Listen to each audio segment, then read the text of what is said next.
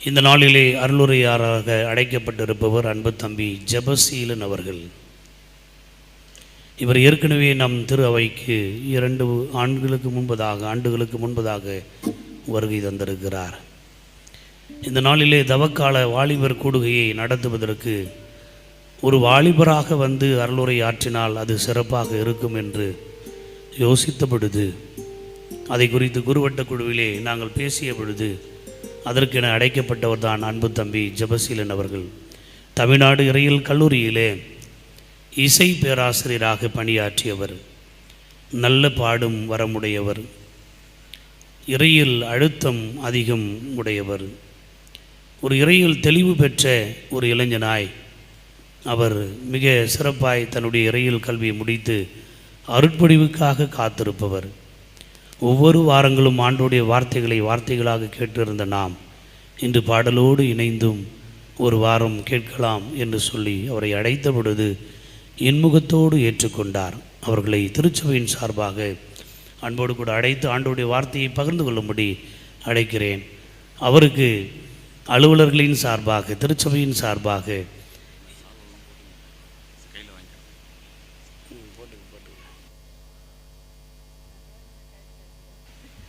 நான் சால்வை ஏற்பதில்லை என்று சொன்னார். ஆனால் இது சால்வை அல்ல, உங்கள் மீது வைத்திருக்கிற அன்பு, இதை ஏற்றுக்கொள்ள வேண்டும் என்று சொல்லி அவரை வாழ்த்தி வரவேற்று இன்று அவர்கள் வழிபாட்டு நிறைவிலே வாலிபர் கூடுகை நடக்க இருக்கிறது. அந்த கூடுகையிலும் பேசுவார். மாலை 4 மணிக்கு நடக்க இருக்கின்ற திடப்படுத்தல் வகுப்பிலே இசையும் பாடலும் கீர்த்தனையும் வழிபாட்டில் எவ்வளவு முக்கியம் என்பதை குறித்தும் அவர் பேசுவார்.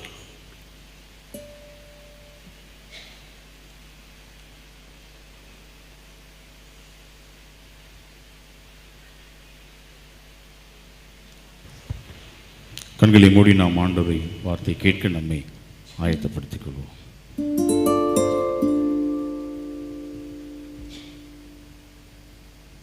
நாளே ஆண்டவர் நம்மை அழைத்திருக்கிறார்.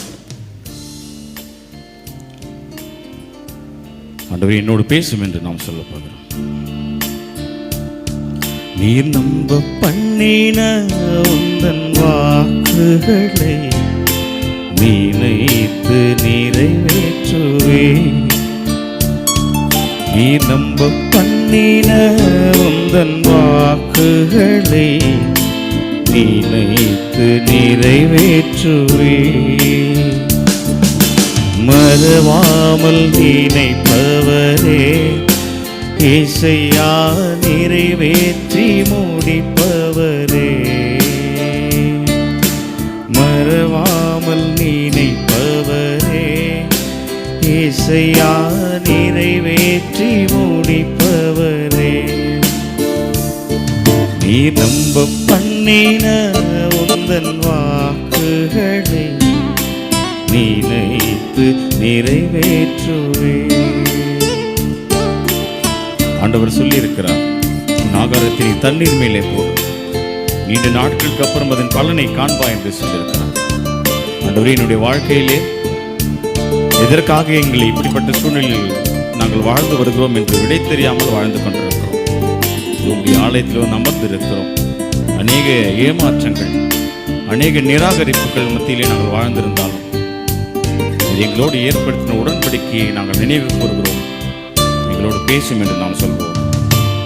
உடன்படிக்கையின் தேவன் உண்மையில் பிசகாதவர்.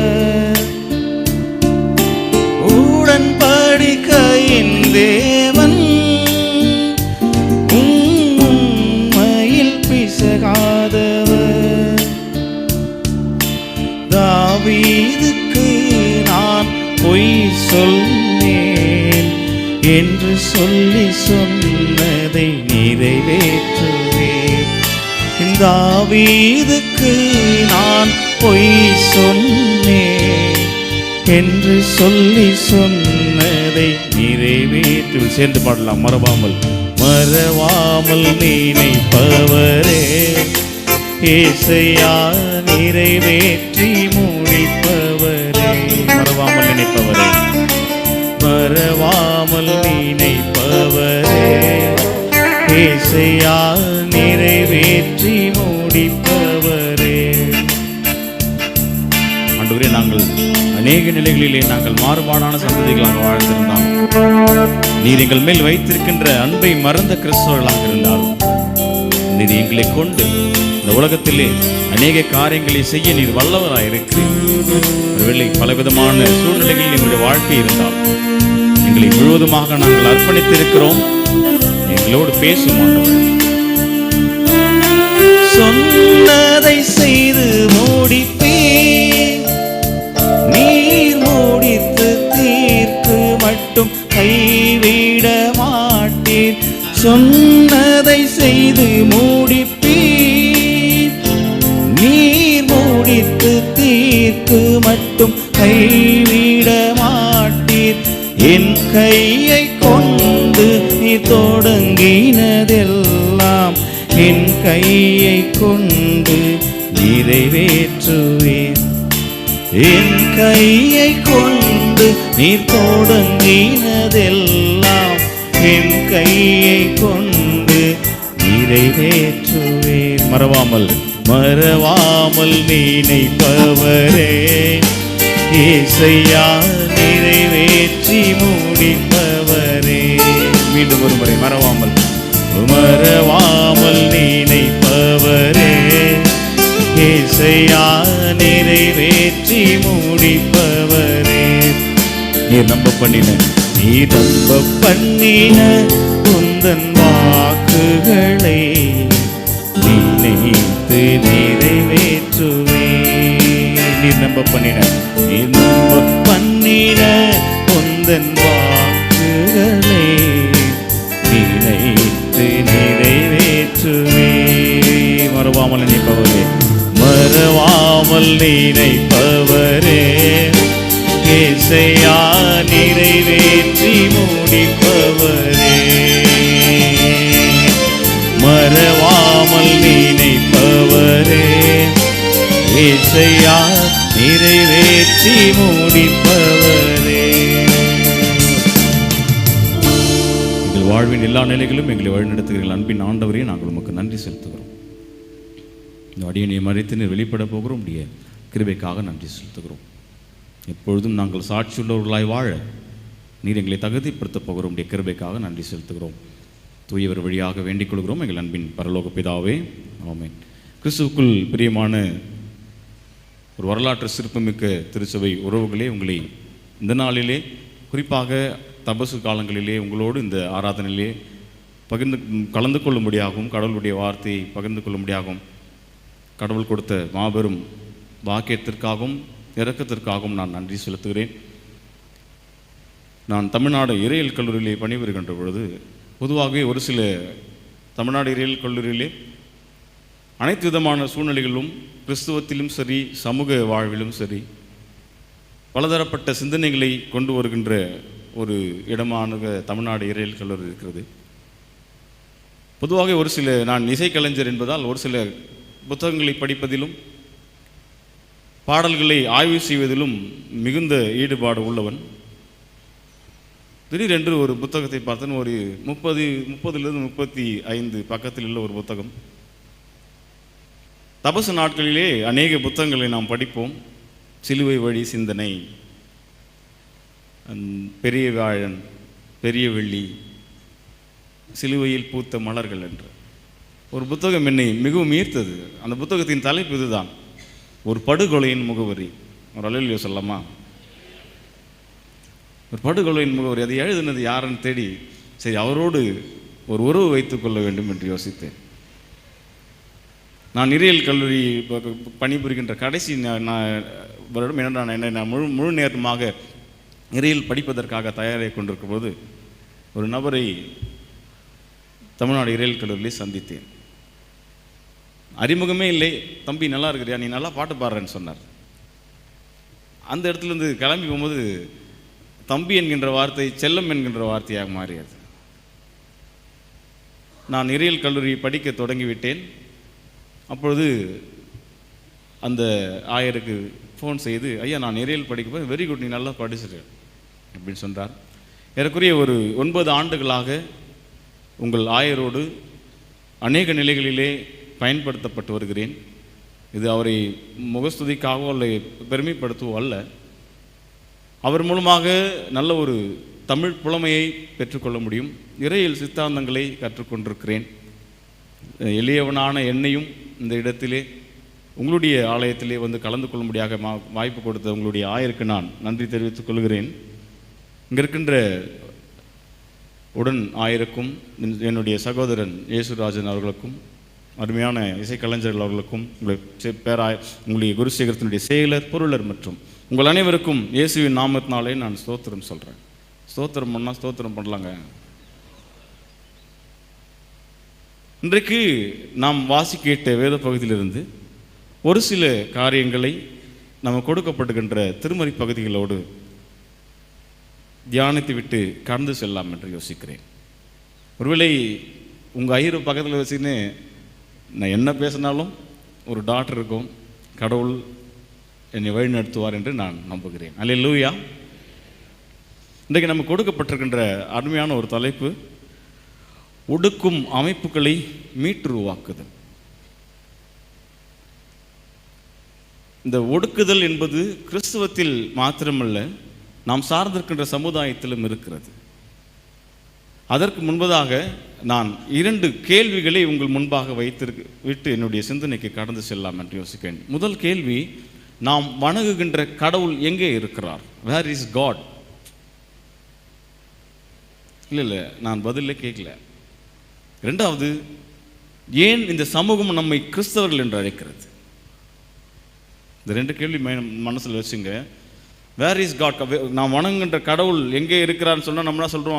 இயேசு கிறிஸ்து என் உள்ளத்தில் இருக்கிறாரு, என் இல்லத்தில் இருக்கிறார், நாம் ஆலயத்தில் இருக்கிறார் அப்படின்னு சொல்லிடுவோம். ஒரு கிராமத்திலே கணவனை இழந்த ஒரு தாயார் இருந்தார்களாம்.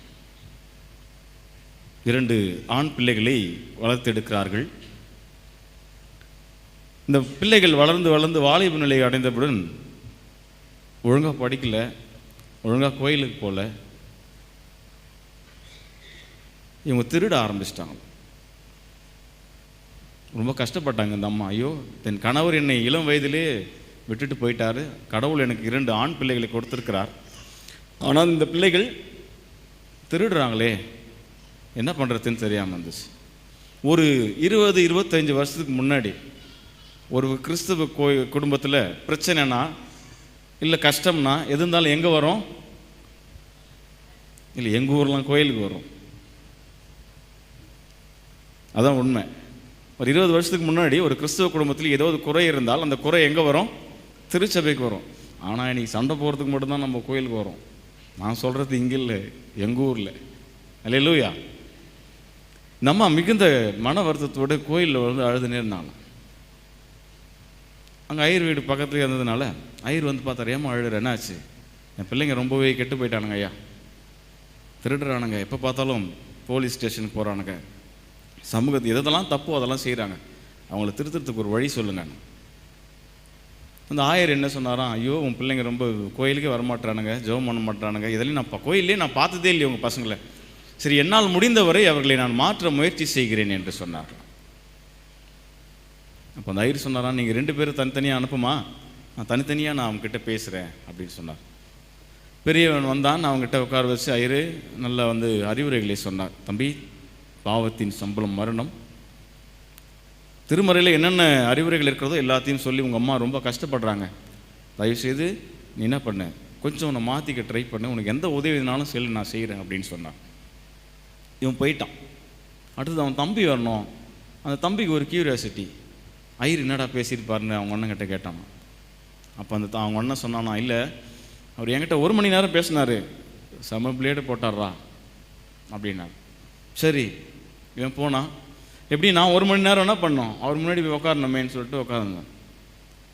நான் ஐயர் வரும்போதே யோசித்தாரான், இவனே கொஞ்சம் எடாகுடமான பையன், எப்படியும் அவங்க அண்ணங்கிட்ட கேட்டுட்டு வந்துட்டுருப்பான், நான் பேசினேன்.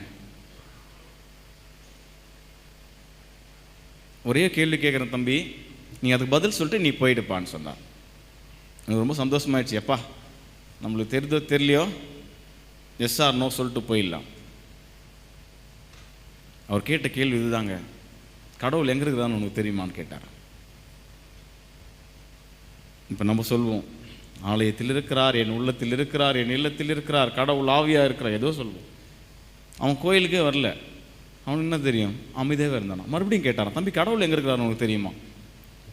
மறுபடியும் கேட்டாரான், அவன் அமைதியாகவே இருக்கிறானா. ஐயரு கோவம் வந்துட்டுக்குது, ஏய் நீ என்னப்பா நீ செவிடனா, நான் உங்கள்கிட்ட ஒரு கேள்வி கேட்குறேன், அதுக்கு பதில் சொல்லியே. அவன் முகம்லாம் வேர்த்து விறுவிறுக்க ஆரம்பிச்சிச்சு. இவர் கேட்க கேட்க இவன் அங்கேருந்து எழுந்து ஓடிவிட்டான்.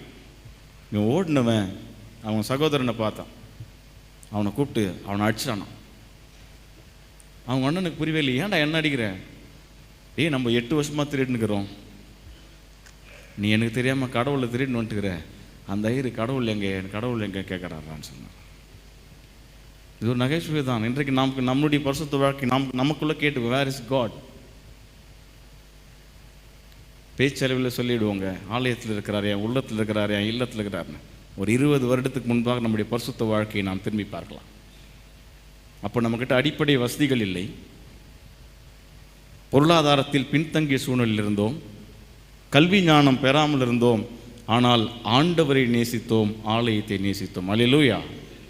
ஆண்டவர் அவர் மேல் நாம் வைத்திருக்கின்ற அன்பை பார்த்து நம்ம எல்லா நிலையிலும் உயர்த்த ஆரம்பித்தார்.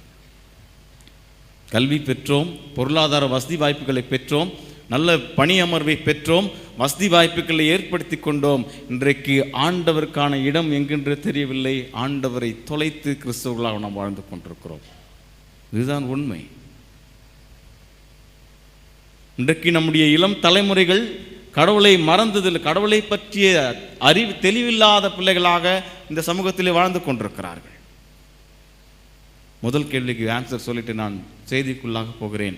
எப்பொழுதெல்லாம் ஆண்டவருக்கு ஏற்ற வகையில் நம்முடைய வழிபாடுகள் இருக்கிறதோ, எப்பொழுதெல்லாம் ஆண்டவருக்கு ஏற்ற வகையில் நம்முடைய ஆராதனை முறையில் இருக்கிறதோ, எப்பொழுதெல்லாம் ஆண்டவருக்கு ஏற்ற வகையிலே நம்முடைய கிறிஸ்தவ வாழ்க்கை இருக்கிறதோ, அப்பொழுதெல்லாம் நமக்குள் இருக்கின்ற ஆண்டவராகிய இயேசு கிறிஸ்து வெளிப்படுவார். கரங்களை தட்டி நாம் ஆண்டவருக்கு நாம் நன்றி செலுத்துவோம். இதுதான் உண்மை. கடவுள் எங்கே இருக்கிறார்? திருமறை நமக்கு போதிக்கிற போதனை, தமது ரூபத்தின்படியையும் தமது சாயலின்படியையும் ஒரு மனிதனை உருவாக்குவோமாக. அவருடைய நாமத்தின் மேல் விசுவாசம் உள்ளவர்களாய் அவரை ஏற்றுக்கொண்டவர்கள் எத்தனை பேர்களோ அத்தனை பேர்களும் அவர்களை பிள்ளைகளாகும்படி அதிகாரத்தை பெற்றிருக்கிறோம். இயேசு கிறிஸ்துவின் பிள்ளைகளாக இருக்கும்படியாக அதிகாரத்தை பெற்றிருக்கின்ற நாம் நம்முடைய ஜெபங்களிலே குறைகளோடு வாழ்ந்து கொண்டிருக்கிறோம். நம்முடைய ஆராதனைகளிலே ஏதோ ஒரு பிரிவினையை காரணம் காட்டி கடவுளை தொலைத்து விட்டு வாழ்ந்து கொண்டிருக்கிறோம். இதுதான் இன்று கிறிஸ்தவத்தின் நிலை. என் பேரை நல்லா 23ஆம் சங்கீதம் சொல்லுவான்பா, என் பேத்தி இயேசு கண்ணீர் விட்டார் ஜெபம் சொல்லும்பா, கர்த்தர் என் மேய்ப்பராக இருக்கிற சொல்லுவாங்க நம்முடைய முன்னோர்கள். இன்னைக்கு எனக்கே ஒன்றும் தெரியல, என் பேர பிள்ளைங்க ஃபோனை எனக்கு தெரியாதல என் பேர பசங்க சொல்கிறாங்கன்னு சொல்கிறாங்க. இன்றைக்கு 3 நிலையை நாம் புரிந்து கொண்டால் மாத்திரம்தான் ஆண்டவரோடு நம்மை ஒன்றிணைத்துக்க முடியும். நமக்கு திருச்சிலுவை அடையாளமாக இருக்கிறது.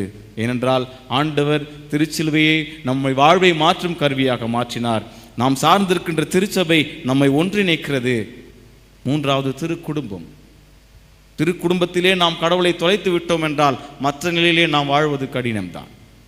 இன்றைக்கு 3 விதமான வேத பகுதிகள் நாம் வாசிக்கேட்ட நாகும் தீர்க்கதரிசனி புஸ்தகத்திலே கடவுளின் தண்டனை குறித்து குறிப்பிடப்பட்டிருக்கிறது.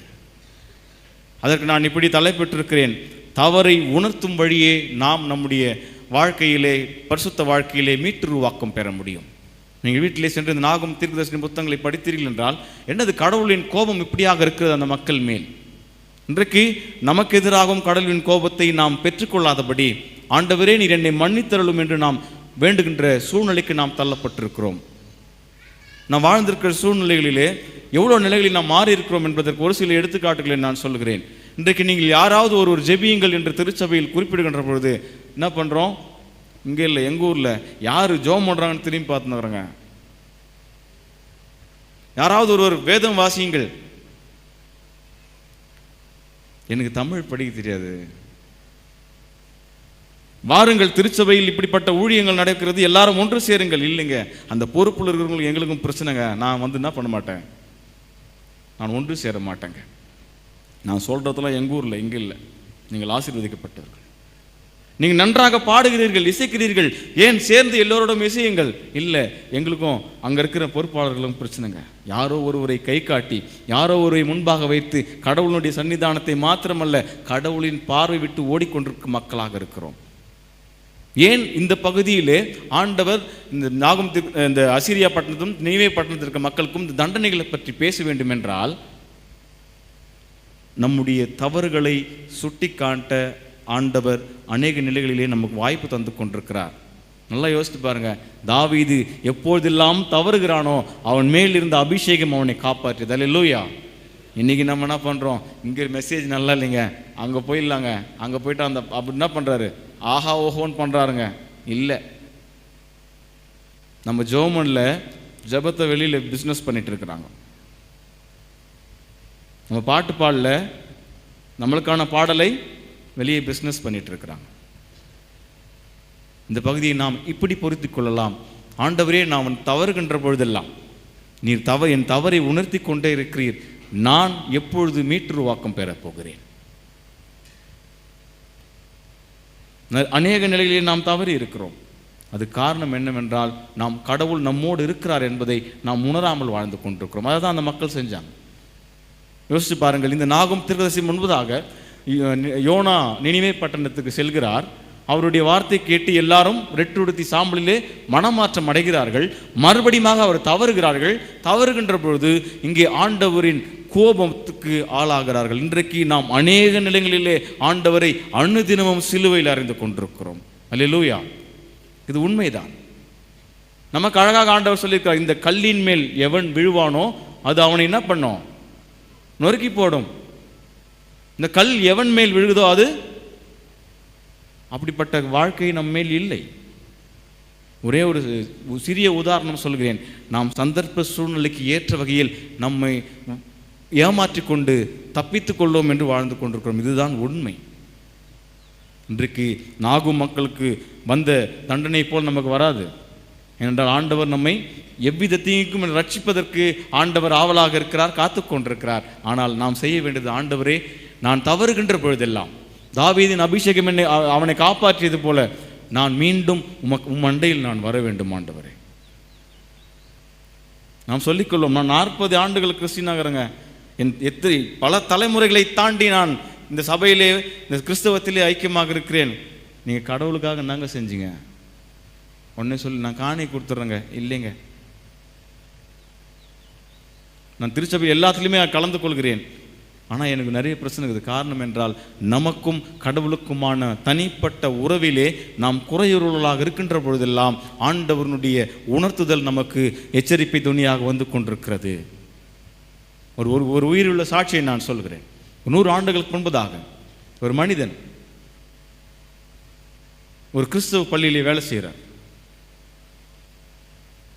ஒரு 6 மாதம் கழிச்சு அவங்க HM கிட்ட போயிட்டு, சார், நான் கிறிஸ்டின் ஆயிடுறேன் சார் சொன்னாராம். ஒரு அல்லேலூயா சொல்லுங்களேன்.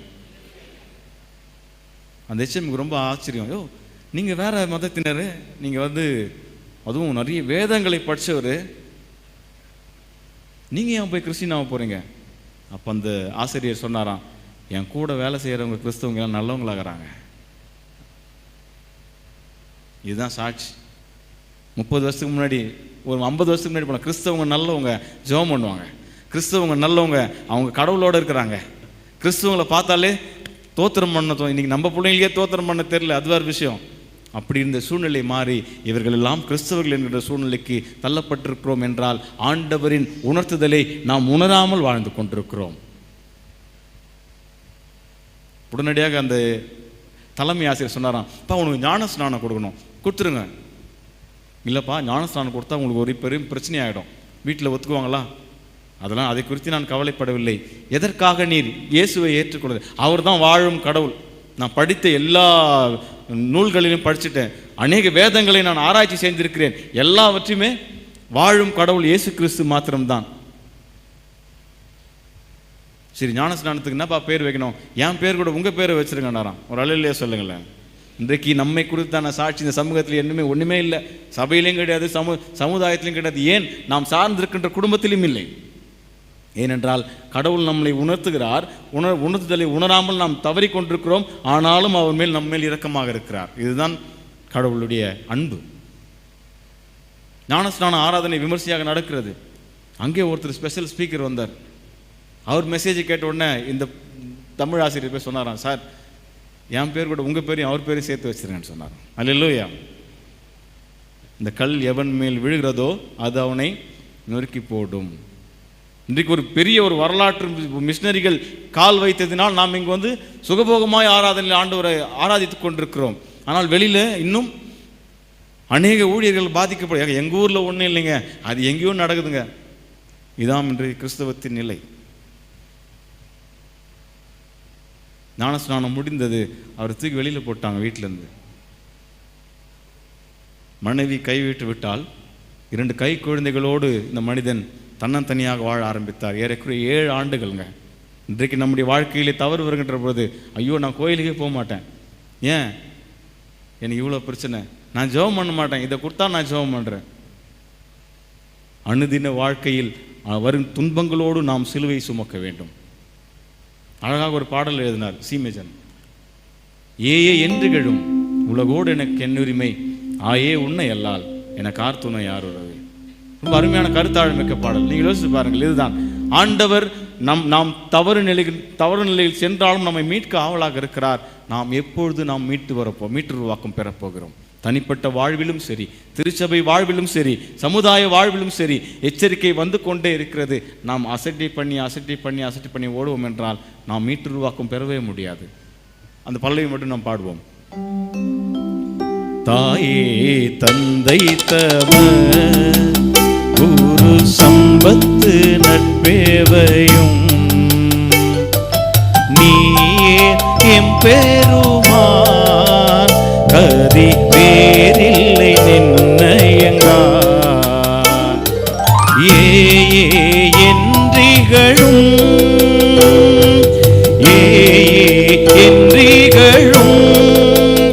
உலகோடெனக்கென் நூறிமை ஆயே உன்னை அல்லால் என காத்துணை யாருறவே. சென்று பண்ணலாமா? சத்தாய் நிஷ்கலமாய் ஒரு சாமியமும் மீளதாய் சித்தாய் ஆனந்தமாய் திகழ்கின்ற திருத்துவமே எத்தால் நாயடியேன்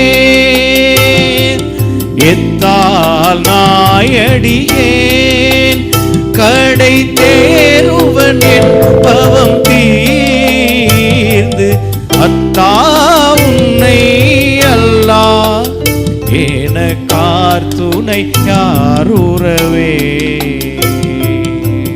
அல்லேலூயா. நான் 2வது குறிப்பு கடந்து சொல்லி முதலாவதாக சொன்னேன், தவறை உணர்த்துகின்ற வழியாகவே நாம் மீட்டுருவாக்கத்தை பெற முடியும். 2வது, பொது உடைமை வழியே நாம் மீட்டுருவாக்கத்தை பெற முடியும். வாசிக்கிட்ட திருத்தூதர் பணிகள் பகுதியிலே அனைவரும் தங்களுக்கான ஒன்றை பொதுவானதாக நினைத்து அப்போஸ்தலர் கால்களிலே வைத்தார்கள். இன்றைக்கு நாம் கிறிஸ்தவத்திலே நமக்கான அடையாளத்தை தேடுகிறோம். எப்படிப்பட்ட அடையாளம் நாம் விரும்புகிறோம் என்றால், திருச்சபையிலும் சரி, சமுதாயத்திலும் சரி, எனக்கென்று ஒரு அடையாளம் வேண்டும் என்று நாம் விரும்புகிறோம். எப்படி எனக்கானதை, நான் சம்பாதித்ததை, நான் உழைத்து எனக்காக உருவாக்கினதை நான் பொதுவான இடத்திலே பொது உடைமைக்கு என்னை மாற்றிக்கொள்ள முடியும்? அது ரொம்ப கஷ்டம். ஆனால் பரிசுத்த வாழ்க்கையில சொல்கிறேன், தவறாக நினச்சிடாதீங்க.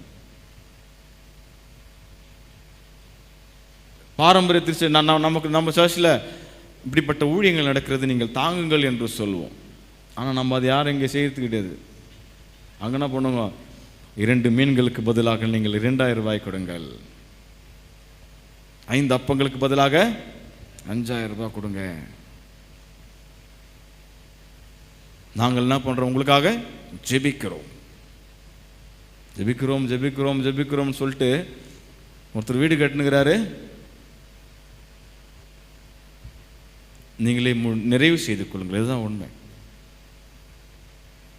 பொதுவாகவே பாரம்பரிய திருச்சபைகளிலே நாம் எதற்காக சார்ந்திருக்க வேண்டும்? ஒரு கேள்வி இருக்கும். சிஎஸ்சி கோயிலில் ஆவியும் இல்லை அனலும் இல்லைங்க.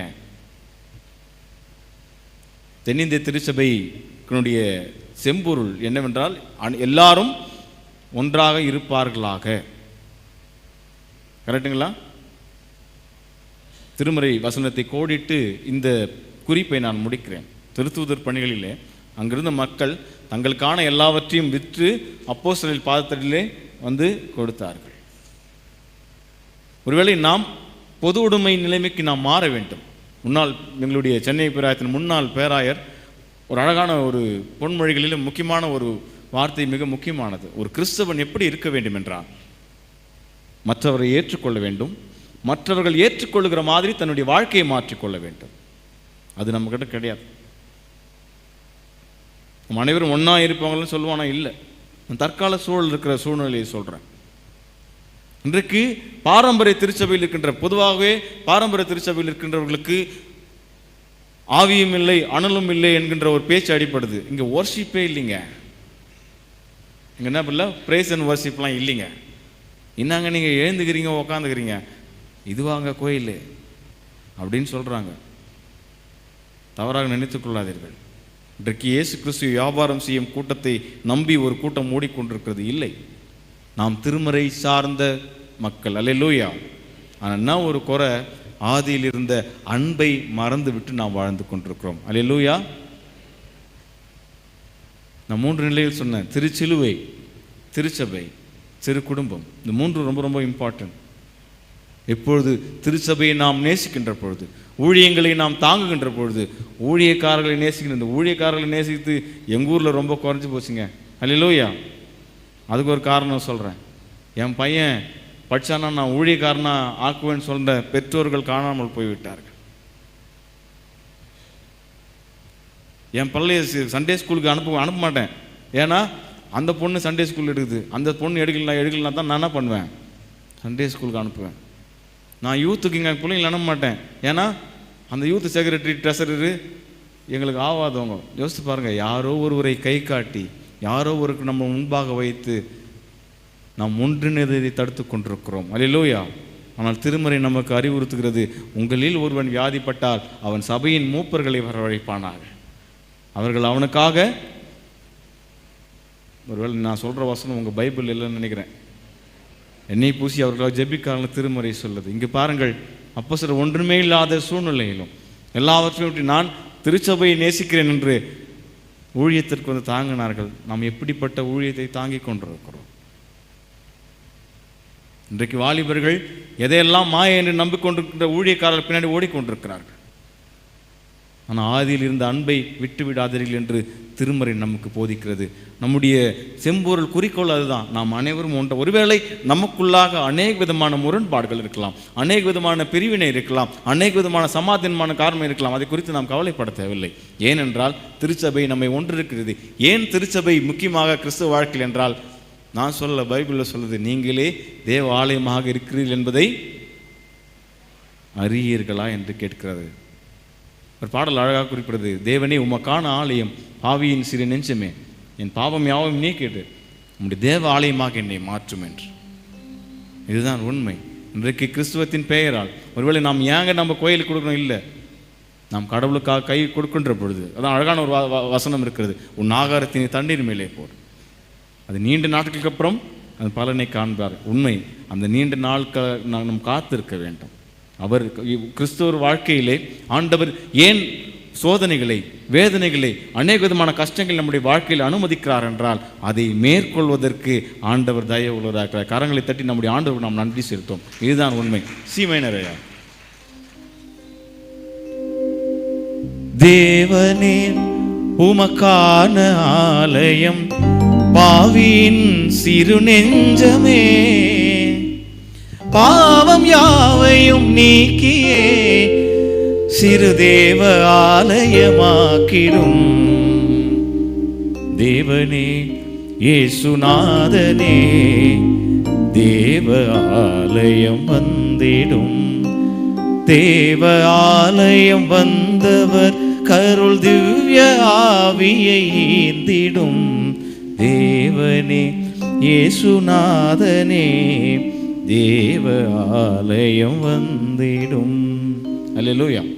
இந்த கீர்த்தனை பாடல் தான், நேரம் வந்தால் அதை நீங்கள் பாடுங்கள். அந்த பாடலை தான் சொல்லுது, நாம் எப்பொழுது இந்த மக்களை போல நான் என் குடும்பம் என்னை சார்ந்தவர்கள் என்று இல்லாமல் நாம் பொது உடைமைக்குள்ளாக நாம் கிறிஸ்தவத்துக்குள் வளர்கின்ற பொழுதுதான் ஆண்டவருடைய மீட்டுருவாக்கத்தை நாம் பெற்றுக்கொள்ள முடியும். நான் முடிக்கிறேன். நான் வாசிக்கிட்ட 3வது வேத பகுதிக்கு நாம் கடந்து செல்கின்ற பொழுது அங்கே இரக்கத்தின் வழியாக நாம் மீட்டுருவாக்கத்தை பெற்றுக்கொள்ள முடியும். அங்கே 18 ஆண்டுகள் கூன் விழுந்த சகோதரியை ஆண்டவர் சுகம் பெறுகிறார். அல்லேலூயா. இந்த சகோதரி ரொம்ப ரொம்ப முக்கியமான ஒரு சகோதரி. எப்படிப்பட்ட சூழ்நிலையில் இந்த சகோதரி இரக்கம் பெறுகிறது மாத்திரமல்ல சுகம் அடைகிறார் என்பதுதான் ரொம்ப முக்கியம். திருமறையில் தாவீதின் குமாரன் என்று அழைக்கப்பட்டவர் யார்? ஆபிரகாமின் குமாரன் என்று அழைக்கப்பட்டவன் யார்? சகேயு. இந்த சகோதரி தான் ஆண்டவர் சொல்றாரு, இந்த சகோதரியும் ஆபிரகாமின் மகளாய் இருக்கிறார் என்று. எவ்வளோ பெரிய பாக்கியம் பாருங்க. 18 ஆண்டுகள் அந்த சகோதரி எப்படிப்பட்ட சூழ்நிலையில் வாழ்ந்திருப்பார். இன்றைக்கும் கிறிஸ்தவம் மாத்திரமல்ல, நாம் சார்ந்திருக்க குடும்பமும் நம் தனிப்பட்ட வாழ்வும் நம்முடைய வயசை சேர்த்துக்கலாம், நாமும் குனிந்தவர்களாக வாழ்ந்து கொண்டிருக்கிறோம்.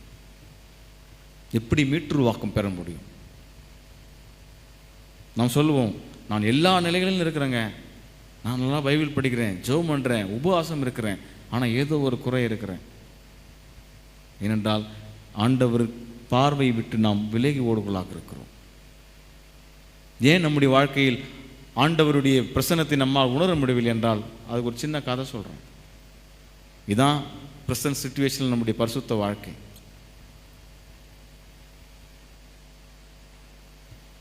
சவப்பெட்டி செய்கிற ஒருத்தர், அவர் எப்படி ஜெபம் பண்ணுவார்? ஆண்டவர் இன்னைக்கு யாருன்னா ஒரு 3 நாளாக பிஸ்னஸே இல்லை அவருக்கு. நடாது என்ன பண்ணுறதுன்னு தெரியலன்னு ஒரு இரவு ஒரு 8 மணிக்கு ஒரு தொலைபேசி அழைப்பு இருக்கிறது. எப்பா, நான் எங்கள் வயசான பாட்டி இறந்துட்டாங்க, நாளைக்கு காலையிலேயே அவங்கள அடக்கம் பண்ணணும், இப்போவே பெட்டியை தந்துருப்பான்ட்டான். சார் இப்போ தான் இருக்குது, நான் ஒரு 10-11 மணிக்குள்ளே எத்தான் சேர்த்துறேன் சார். பெட்டி செஞ்சுட்டாரு. 10-10:30 மணி மேலே ஆயிடுச்சு. அந்த காரில் வச்சுக்கிட்டு பைபாஸில் வேகமாக போகிறார். திடீர்னு போனால் அந்த கார் பஞ்சர் ஆகிப்போச்சு. என்ன பண்ணுறதுன்னு தெரியல. ஐயோ, இது வேறு பைபாஸ் வேறு, என்ன பண்ணுறது? கொஞ்சம் தூரம் தான், சரி எப்படியாச்சும் கொடுத்தாதான் நம்மளுக்கு உழைப்பு. தூக்கி தலைமையிலே வச்சுக்கின்னு ரோட்டில் நடக்க ஆரம்பித்தார். ஒரு ஹைவேஸில் யோசிச்சு பாருங்கள், இரவு 11 மணிக்கு மேலே ஒருத்தர் ஒரு சவப்பேட்டி தலைமையில் வச்சுன்னு போனான். கொஞ்சம் தூரம் போனால் போலீஸ் பேட்ரோல் அங்கே நின்றுக்குது. போலீஸ்கார் பார்க்குறாரு, யார் அது இன்னத்துக்கு என்ன பண்ணுறான்? தலையில் என்ன இருக்குது? சவப்பேட்டி இருக்குது. இது எப்படி தூக்கிட்டு வருவான்? இந்த மனுஷன் போலீஸ்கார போகிறான். ஐயோ, போலீஸ்கார் பார்க்குற எப்படி என்ன பண்ணுவார்? என்கிட்ட இருந்த காசு வாங்குவார், காசு கொடுத்துருந்தோமே, எதுக்கு இவ்வளோ நானே ஒன்றுமே இல்லாத கஷ்டத்தில் போகிறேன்னு கிட்ட வந்தோன்னு அந்த போலீஸ்கார் கடா, டேய் எங்கடா இன்னத்துக்கு எங்கடா போகிற நீ? அந்த மனுஷன் சொன்னான். அந்த மனுஷன் தான் நம்ப, சார் போன வாரம் தான் நான் செத்துட்டேன், அந்த கல்லறையில் போச்சுருந்தாங்க சார், அந்த கல்லறை ரொம்ப புழுக்கமாகுது, அதனால் இந்த பக்கத்து கல்லறைக்கு போகிறேன் சார். இதுதான் உண்மை. அநேக பிரச்சனைகளோடு வாழ்ந்து கொண்டிருக்கிறோம். நாம் மீட்டுருவாக்கம் பெறுவது நம்மை மாற்றிக்கொள்வதற்கும் நேரம் கிடைக்கும் போது நம்மை தப்பித்துக் கொள்ள வகை தேடிக்கொண்டிருக்கிறோம். அல்லேலூயா. இதுதான் உண்மை. இன்றைக்கு ஒரு சகோதரி, அந்த சகோதரியை விபச்சாரி என்று சொன்னார்கள். மக்கள் முன்பாக தன்னை மறைத்து கொண்டு இயேசு கிறிஸ்துவை பார்த்தபோது ஊரில் உள்ள ஓடன அந்த பாப்பா. அந்த சகோதரி சொன்னாங்க, நான் செய்ததை எல்லாவற்றையும் ஒருத்தர் சொன்னார், அவர் யாருன்னு சொன்னாங்க. மேசியாவா காண்கிறேன் என்று சொன்னார். 18 ஆண்டுகள் இந்த சகோதரி எழுந்த உடனே ஆண்டவரை புகழ்ந்து போற்றுறார். இன்றைக்கு நாமும் நிமிர முடியாத பிரச்சனைகள் வாழ்ந்து கொண்டிருக்கோம். இன்றைக்கு பக்தியின் பெயரால் நாம ஏமாற்றிக் கொள்வோம். பரிசுத்த வாழ்க்கை வாழ்கிறேன் என்ற நிலையில் நாம் கடவுளின் பார்வை விட்டு விலகி ஓடிக்கொண்டிருக்கோம். இதுதான் உண்மைங்க. இந்த கிறிஸ்துவத்தை வியாபார நிலையிலே கொண்டு செல்ல வேண்டிய சூழ்நிலை வெளிப்பேர் நிறைய பேர் ஏசாமி விலை போட்டு விற்று கொண்டிருக்கிறார்கள். திருமறை கற்பிக்கிறது, நீயோ ஜெபம் பண்ணும்போது அந்தரங்கத்தில் இருக்கிற உன் பிதாவை நோக்கி வேண்டுதல் செய்யும்போது அவர் வெளியரங்கமாய் உனக்கு பலன் அளிப்பான்னு சொல்லுது. நம்ம என்ன பண்ணுறோம்? இப்போ ஞாயிற்றுக்கிழமை 9 மணிக்கு டிவி போட்டிருப்பா, அந்த பாஸ்ட் வந்துடுவார்ப்பா. அதை கேட்டால் இதுதான் ஒரு சில வரைமுறைகளை வைத்திருக்கிறோம். இந்த வரைமுறைக்குள்ளாகவே இதுதான் கிறிஸ்தவம், இதுதான் வாழ்க்கை என்று நினைத்திருக்கும். அது அல்ல. இன்றைக்கு சிலுவை நாட்களில் நாம் வாழ்ந்து கொண்டிருக்கிறோம். இது முடிச்ச உடனே ஈஸ்டர் முடிச்சிருவோம். ஈஸ்டர் முடிச்சுட்டு ஒரு 2 மாதம் கேப் விடுவோம். அடுத்து விபிஎஸ் வரும். விபிஎஸ் முடிஞ்சோடனே தூது பணி விழா வரும். அதுக்கு மாதம் ஒரு 2 மாதம் கேப்பு. அதுக்குள்ளே என்ன வந்துடும்? கிறிஸ்மஸ் வந்துடும். அதுக்கப்புறம் 2 மாதம் கேப். இதுதான் நாம் கொண்டாட்டங்களை மாத்திரமே விரும்பி கொண்டு ஓடுவோம். ஆனால் ஆண்டவரோடு நம்ம பயணிக்க முடியாது. ஏன் இந்த சமூகம் நம்மளை கிறிஸ்தவர் என்று அழைக்கிறது என்றால், கிறிஸ்துவுக்குள் இருப்பதால் தான் நாம் கிறிஸ்தவன். அல்லேலூயா. ஆமாம், நீங்கள் பூமியில் எதை கட்டுவீர்களோ அது பரலோகத்தில் கட்டப்பட்டிருக்கும். ஒருவேளை ஆண்டவர் நம்மை ஆண்டவர் எப்போதெல்லாம் நான் ஆண்டவருக்கு ஏற்ற வகையில் நாம் வாழ்கின்ற போது ஆண்டவர் நமக்குள் வெளிப்படுவாரோ நாம் கிறிஸ்துவை உடையவர்களாக இருக்கிறோம். இதுதான் உண்மை. என்றைக்கு மூவொரு கடவுளின் மூலமாக நாம் திருமுழுக்கை பெற்றுக்கொண்டோமோ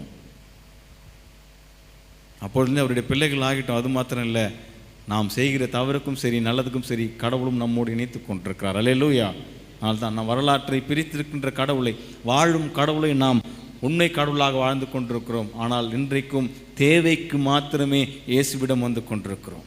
தேவைகள் பூர்த்தியாகிவிடும் மறந்து ஓடிக்கொண்டிருக்கிறோம். இப்படிப்பட்ட சூழ்நிலையில் நாம் வாழ்ந்தோம் என்றால் மீட்டுருவாக்கம் பெற முடியாது.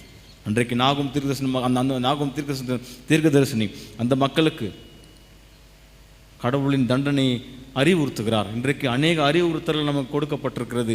அதை நாம் மீறி செயல்பட்டு கொண்டிருக்கிறோம். ஒற்றுமை என்பது நம்மிடம் இல்லை.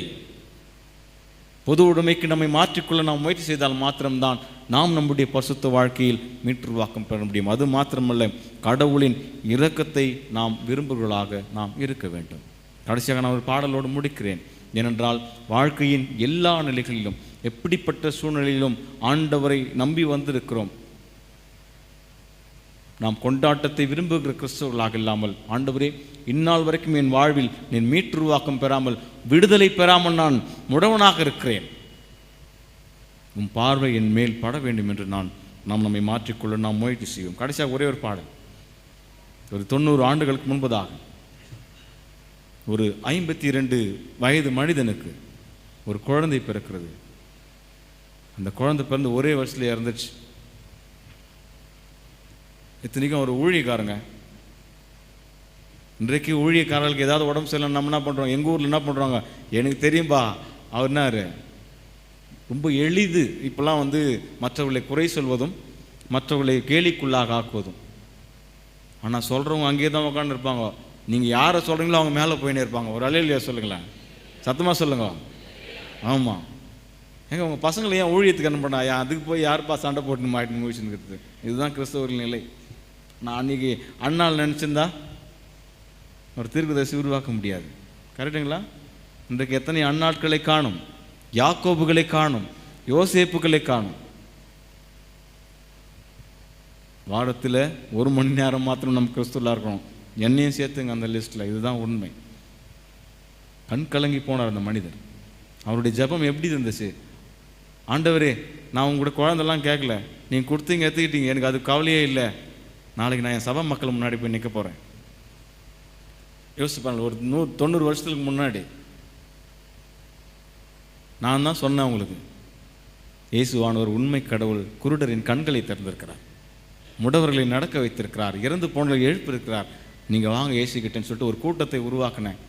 இப்போது என்னுடைய குடும்பத்திலே இப்படிப்பட்ட சூழ்நிலையில் நான் தள்ளப்பட்டிருக்கிறேன். எப்படி நான் என் ஊழியத்தை தொடருவேன் என்று.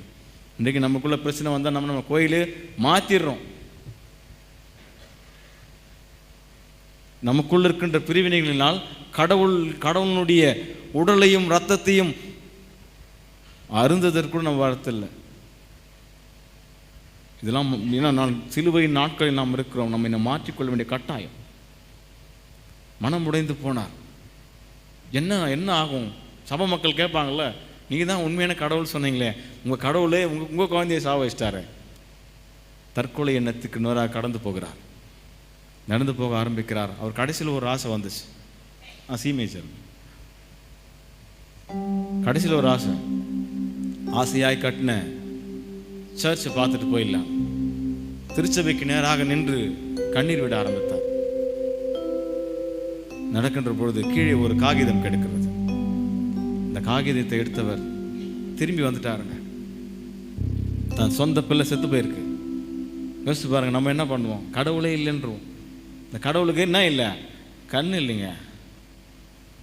திரும்பி வந்தவர் பாட ஆரம்பித்தார்.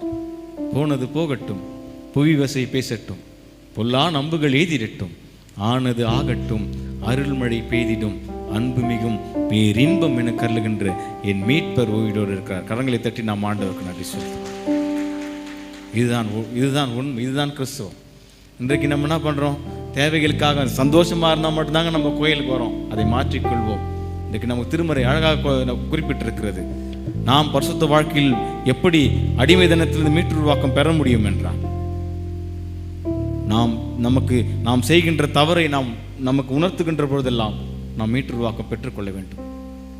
தனி மனிதனாக அல்ல, ஒன்று சேர்ந்து பொது உடைமை சிந்தனைக்கு நாம் வருகின்ற பொழுதுதான் மீட்டுருவாக்கத்தை நாம் பெற்றுக்கொள்ள முடியும். கடவுள் தருகின்ற இரக்கத்தை வேண்டுவோம், மீட்டுருவாக்கம் பெற்றுக்கொள்வோம். ஒரே ஒரு பல்லவி பாடி முடிக்கலாம்.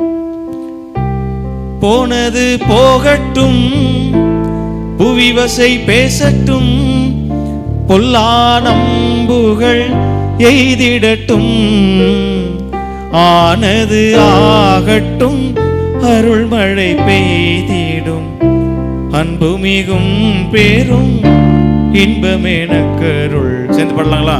என் மீட்பருயிரோடிருக்கையிலே எனக்கு என்ன குறை உண்டு நீ சொல் மனமே. என் மீட்பருயிரோடிருக்கையிலே எனக்கு என்ன குறை உண்டு நீ சொல் மனமே. கவலைகள் தீர்ப்பார், கண்ணீர் துடைப்பார், கடைசி மட்டும் கைவிடாதிருப்பார். கவலைகள் தீர்ப்பார், கடைசி மட்டும் கைவிடாதிருப்பார். பாவ மன்னி பழிப்பார், பாக்கியம் கொடுப்பார், பரம பதவியினுள் என்றனை எடுப்பார். என் மீட்பர் உயிரோடிருக்கையிலே எனக்கு என்ன குறை உண்டு நீ சொல் மனமே. என் மீட்பர் உயிரோடிருக்கையிலே எனக்கு என்ன குறை உண்டு நீ சொல் மனமே. கண்களின் மூடி ஆண்டவரை நோக்கி நாம் வேண்டு செய்வோம். ஆண்டவரே, அநேக நிலைகளிலே நாங்கள் ஒடுக்கப்பட்டிருக்கிறோம். எங்கள் வாழ்க்கையை நாங்கள் மீட்டுருவாக்கம் பெற எங்கள் தவறுகளை நாங்கள் உணர்ந்து கொள்ளும் போது, ஒருவேளை நாங்கள் செய்கின்ற தவறுகள் நீ தந்திருக்கின்ற திருச்சபை உணர்த்துகின்ற பொழுது அதை ஏற்று நாங்கள் மீட்டுருவாக்கம் பெற விரும்புகிறோம். இந்நாள் வரைக்கும் நான், என் குடும்பம், என் சமுதாயம் என்று தன்னலமாக வாழ்ந்து விட்டேன். அப்போஸ்தலர்களைப் போல நாங்கள் பொது உடைமைக்கு எங்களை மாற்றிக்கொள்ளும் பொழுது உங்களுடைய மீட்பையும் உங்களுடைய மீட்டுருவாக்கத்தையும் பெற்றுக்கொள்ள முடியும். ஆமாண்டவரை 18 ஆண்டுகள் மாத்திரம் நாங்களும் ஆபிரகாமின் மகனே என்று அழைக்கப்பட நீர் எங்களுக்கு உதவி செய்யும் அப்பா. தொடர்ந்து நீர் வழி நடத்தும். எப்பொழுதும் நீ சொன்னது போல உப்பாகவும் ஒளியாகவும் உங்களுடைய வாழ்வை பகிர்ந்து இருக்கின்ற வாழ்வாகவும் வாழ நீர் எங்களுக்கு துணை புரியும். தூயவர் வழியாக வேண்டிக் கொள்கிறோம் எங்கள் அன்பின் பரலோக பிதாவே.